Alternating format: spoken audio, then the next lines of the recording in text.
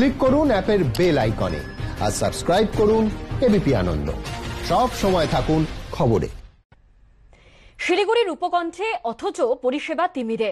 মহকুমা পরিষদ এলাকা পরিষেবায় অন্তর্ভুক্তর দাবি উঠেছে শিলিগুড়ি লাগোয়া 2 এলাকায়। এই দাবি ঘিরে শুরু হয়েছে চাপানোতর।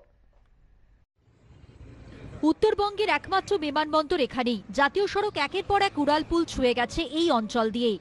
গত কয়েক বছরে যোগাযোগ ব্যবস্থার আমূল বদল হলেও মহকুমা পরিষদের মধ্যে থাকায় পরিষেবা নিয়ে বিস্তর অভিযোগ শিলিগুড়ি শহর লাগোয়া বাগডোগরা ও 18 খাই পঞ্চায়েত এলাকায়।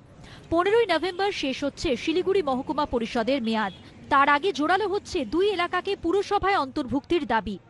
এই পরিস্থিতি দাঁড়িয়ে আমাদের যেটা মনে হয়েছে যে পঞ্চায়েতের পক্ষ থেকে এগুলো পরিষেবা সম্ভব না। সুতরাং এখানটায় আমাদের উপলব্ধি যে এখানটায় আমাদের নাগরিক পরিষদ দেওয়ার জন্য পৌরসভা করা দরকার। মহকুমা পরিষদের জন্মলগ্ন অর্থাৎ 1990 সাল থেকে টানা 30 বছর ক্ষমতায় আছে বামেরা। 2015-র ভোটের নিরিখে মহকুমা পরিষদের 9টি আসনের মধ্যে 6টি বামেদের দখলে, 3টি পায় তৃণমূল। মহকুমা পরিষদের এলাকাকে পুরসভার অন্তর্ভুক্ত করার দাবি নিয়ে শুরু হয়েছে রাজনৈতিক চাপানোতর। গত 5 বছরে একবারও তারা আওয়াজ তুললেন না।